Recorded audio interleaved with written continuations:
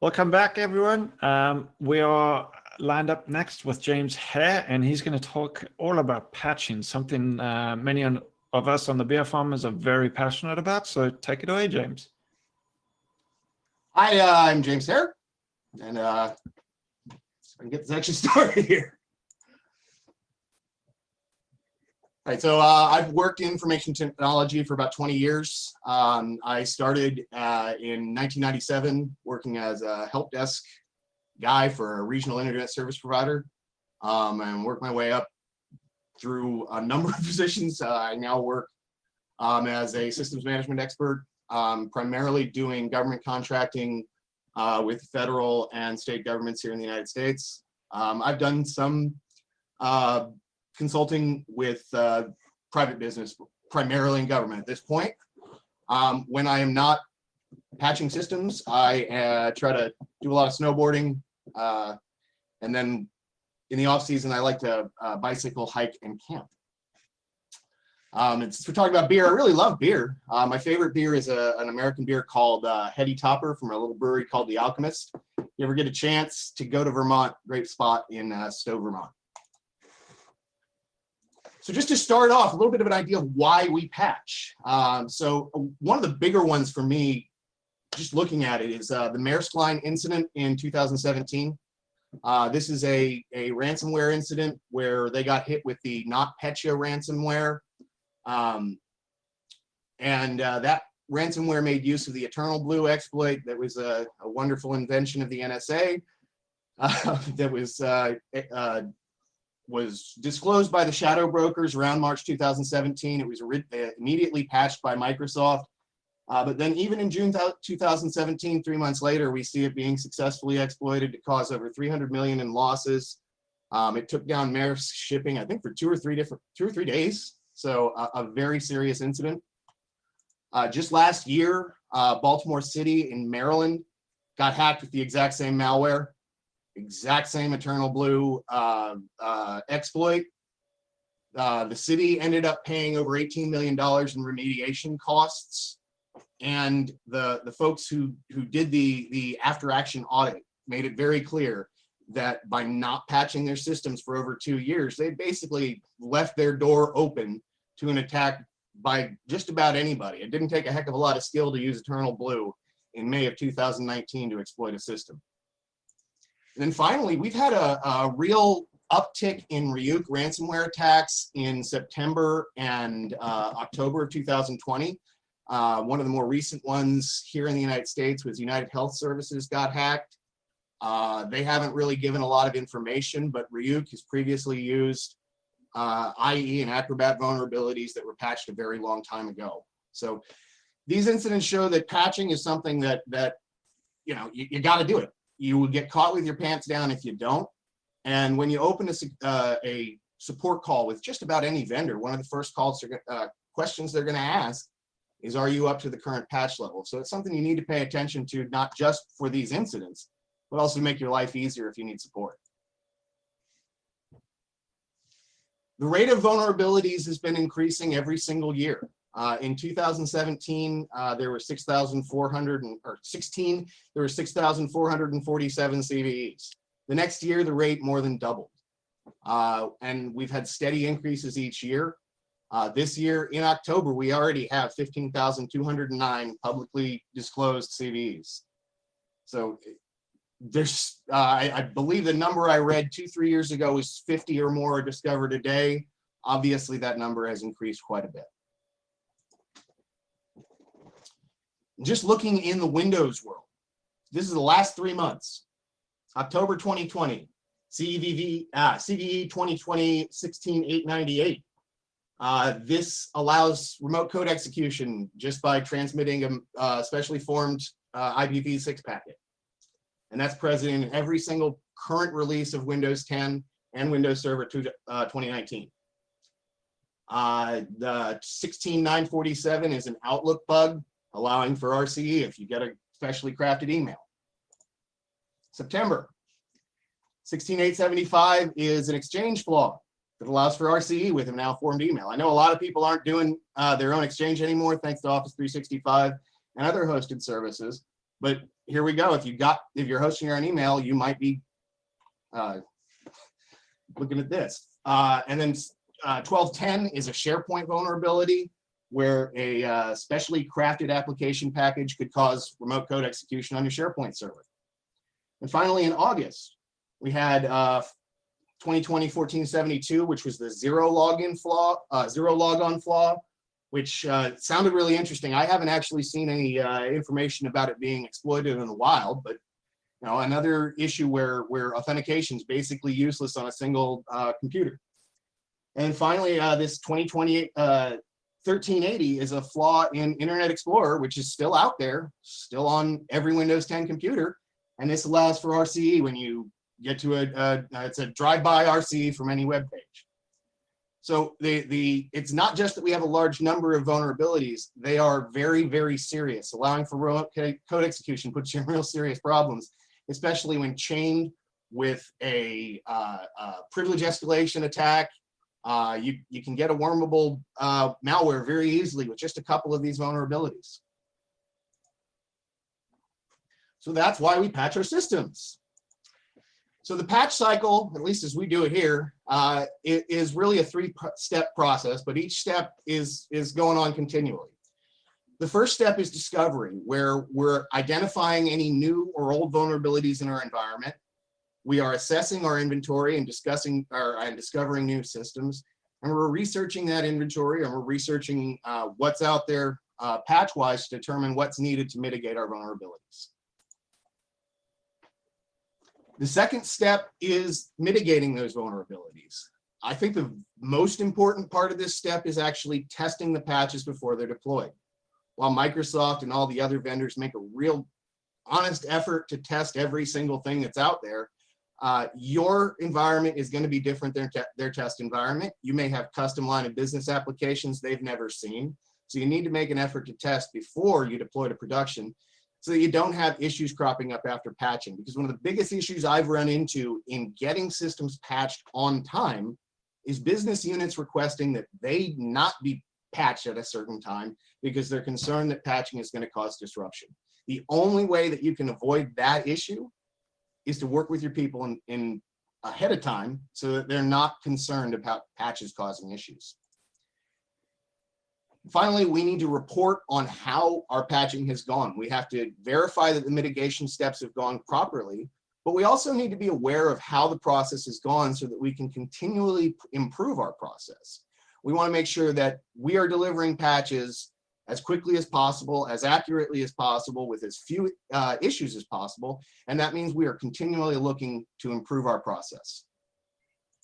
Going into a little bit more detail about discovery.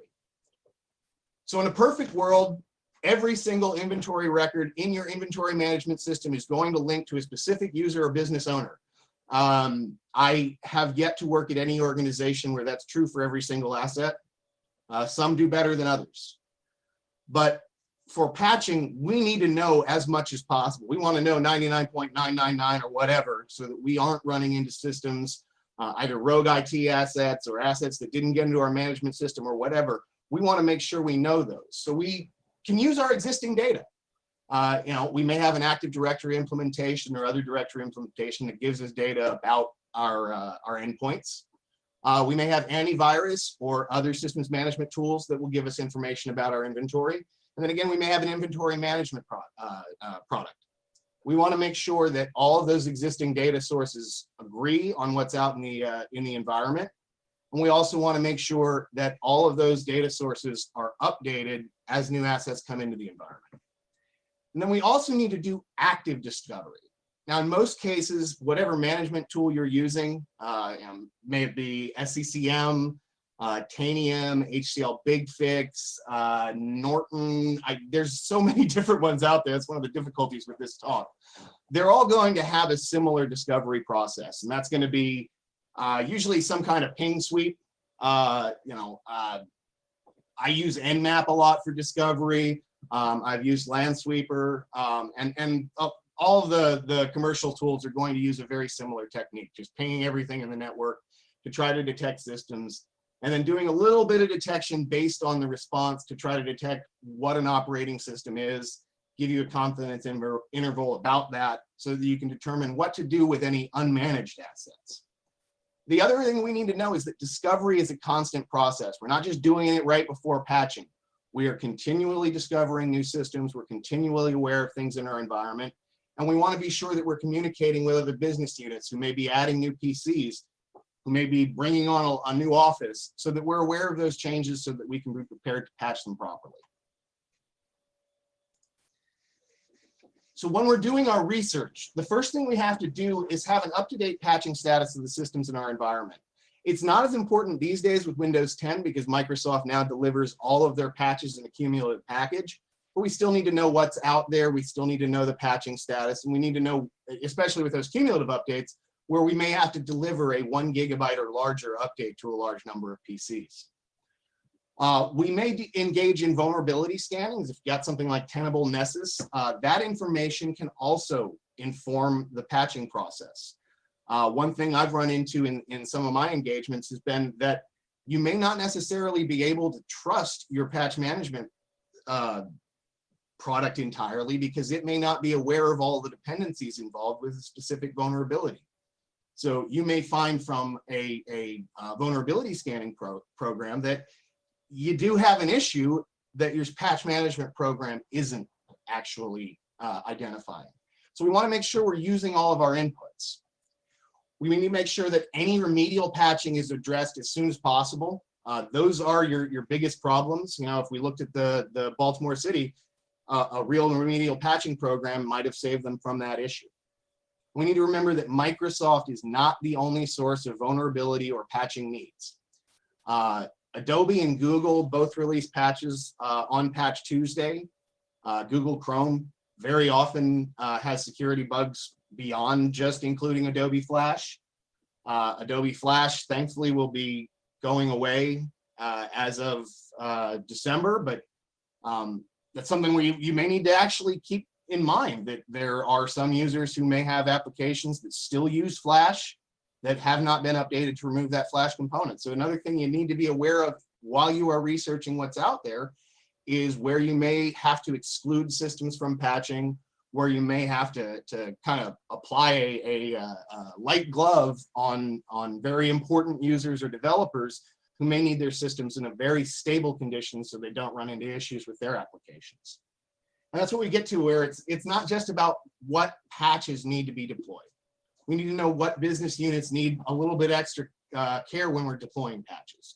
We need to know maintenance windows. We need to know practices in individual business units. If there's a business unit where they tell everybody, turn off your computer on Friday when you leave the office, that's something you need to be aware of if you're sending a patch package over to that system while they're going to be turning their systems off. So you need to engage not just with the software tools, but also with your personal communications tools, reaching out to stakeholders, reaching out to everybody who's involved in this patching process so that they are aware of what's going on and so that they feel like they have some ownership of it. Because otherwise, if anything goes wrong, they're going to point the finger at you first, even if it has nothing to do with patching. The next step is testing. As I said earlier, I think testing is probably the most important part of your deployment, just from a standpoint of keeping the audience involved. So to do this, we need to be aware of where we need to do extra testing. As I was saying earlier, are there developers or other super users that require specific configurations?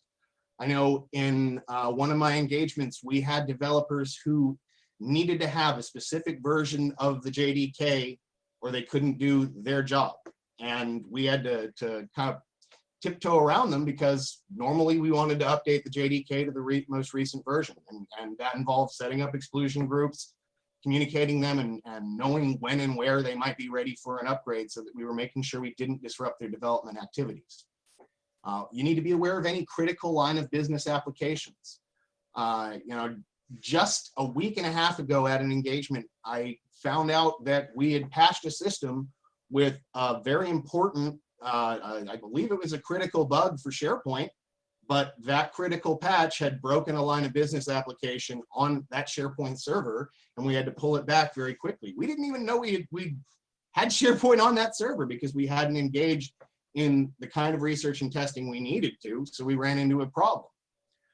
Is there a standard system image for your enterprise? In most cases, there should be. So you should have that and be testing against that. Now, if you're capturing an image from a VM, well, you should have a copy of that VM so that you can test against it. We need to be prepared to test as soon as possible. Microsoft releases their patches, I think it's 10 a.m. Pacific time, which isn't really the most convenient time for a lot of folks. Some of the management tools require a little bit of time between the patch release and their actual deployment of the patch in their system. I know Tanium and BigFix at least need that.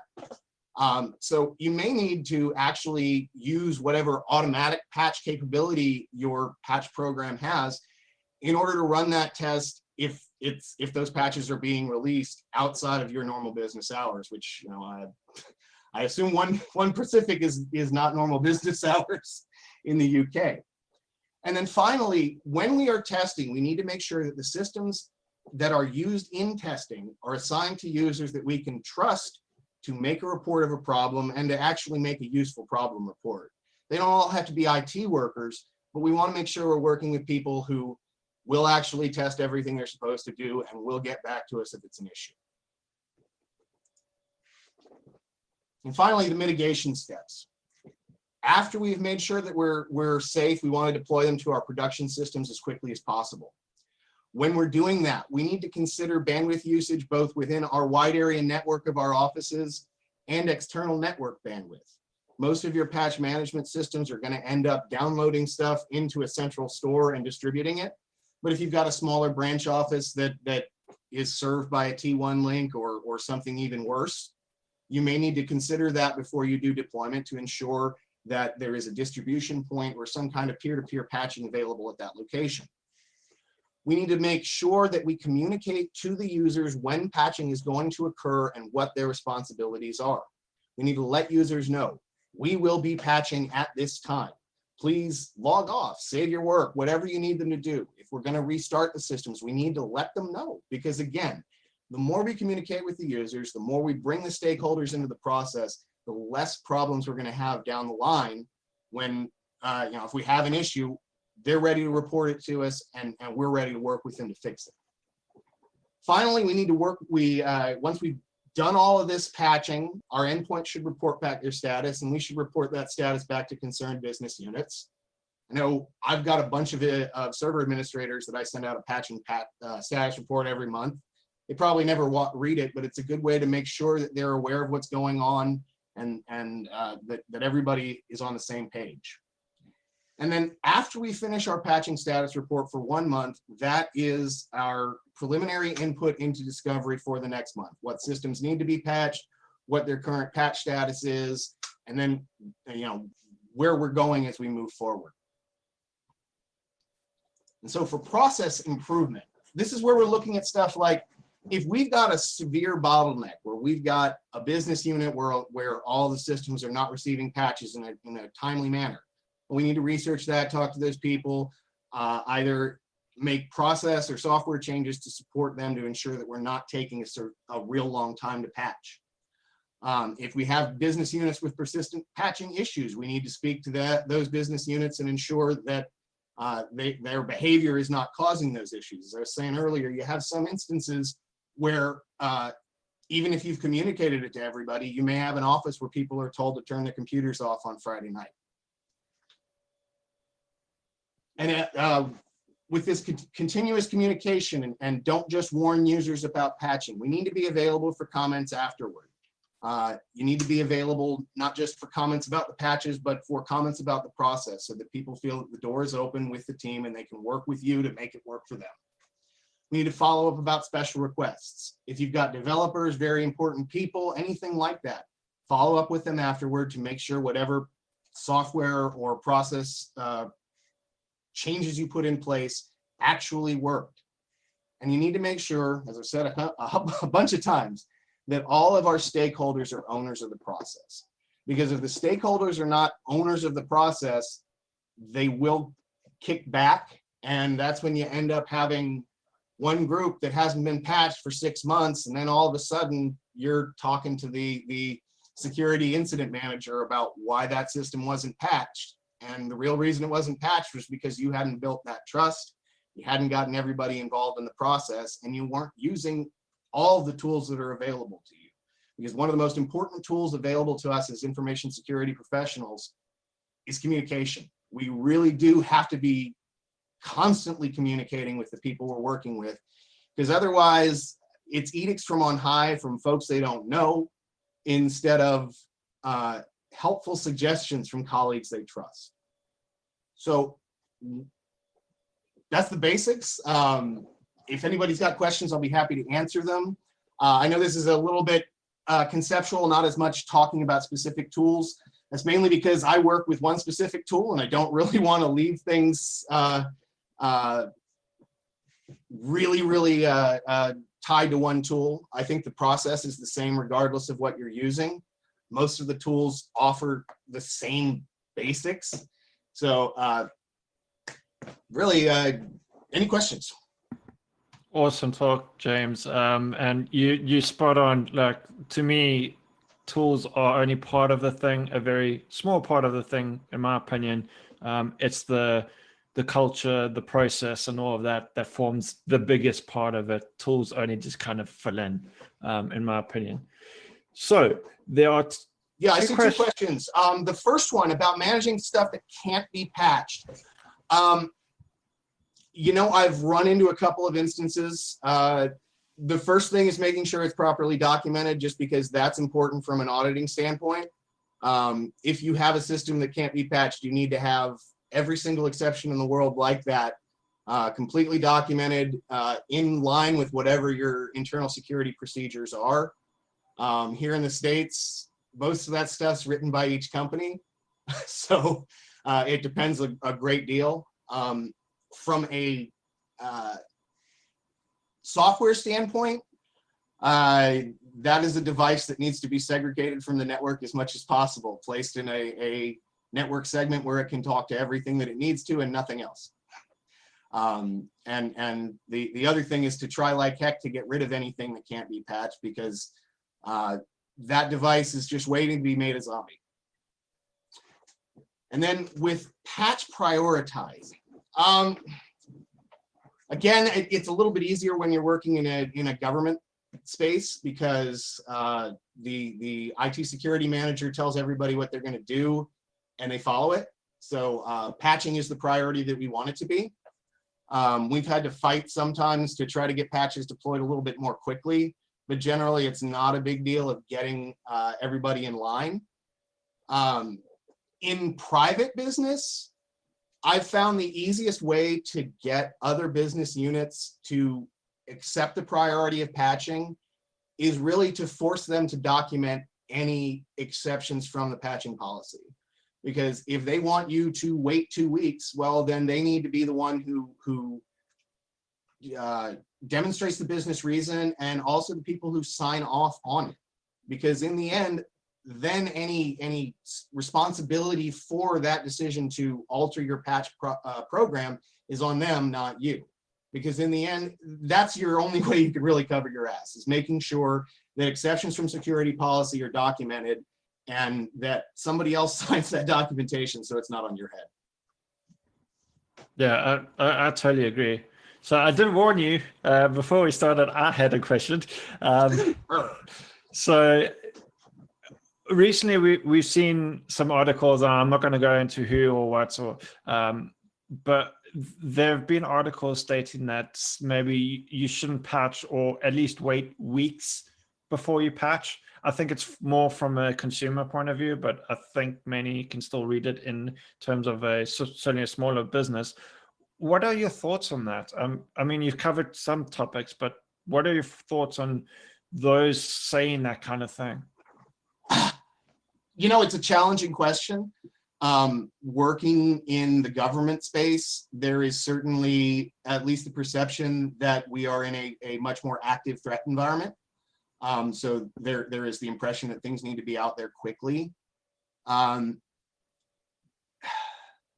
if you had asked me that question this time last year, I think the answer would be a little bit different, because Microsoft really had some serious difficulties delivering patches without serious issues, basically from April till about August or September of last year, and even with very high level Microsoft support, we were running into issues that were causing significant problems in production. I remember one, we had over 1,200 people who couldn't open Outlook because a patch had changed how Microsoft rendered a custom logo in a password dialog, and that was causing Outlook to crash on us because, yeah, a password dialog should definitely crash because an image doesn't load properly. So from a private business, I don't think that there's really any security and obscurity. These guys who are sending out phishing emails aren't really being particularly discriminate about it. The overall cost may be lower from a dollar standpoint, but it's still going to be very disruptive. So as much as possible, you should be patching on the regular schedule that Microsoft is putting out, especially with Windows 10, because if you patch each month, you're delivering a package that's about 200-300 megabytes. If you patch a little bit less, then the deltas may not apply, and then you're delivering a cumulative package, which for the 64-bit versions of Windows 10, that can be, I've seen some, I believe, that were over 2 gigabytes, simply because you got every single DLL for 32-bit, you've got every single DLL for 64-bit that's been updated since the original release. And with some of the like 1607 or I think that's actually EOL, but like 1709, that's been out in the wild for 3 years now. So that's 3 years of patches being delivered in one huge package. So it really depends on your organization, but in almost all cases, you should be pushing to get this stuff out as quickly as possible. Yeah, the way I view it is I'd much rather have an issue, have full control over my data and systems, be able to roll back versus something like TravelX at the beginning of the year. You lost complete control. It took a month to try to regain control. Well, and Microsoft has made it challenging with delivering everything in a single patch package for Windows. I know back in the past, it was sometimes if you had a .NET package or something else that was causing an issue, you could hold that back, and that's not available anymore. But it certainly is easier to manage, so it's trade-offs. Yeah, really well put. Yeah, and I noticed you just joined. Do you have anything to add or ask? I don't think it's really fair because I did come in at sort of the queue part of the questions as I was traveling today on work, and now I'm in sunny Portsdown near Bournemouth on the coast. Okay. Thank you, James. Thanks for a really informative talk, even to someone like myself who's knows how important patching is, but some really good points on how to make patching better, or the process of patching a lot more seamless and less troubles arising. So thank you. Oh, thank you for your time.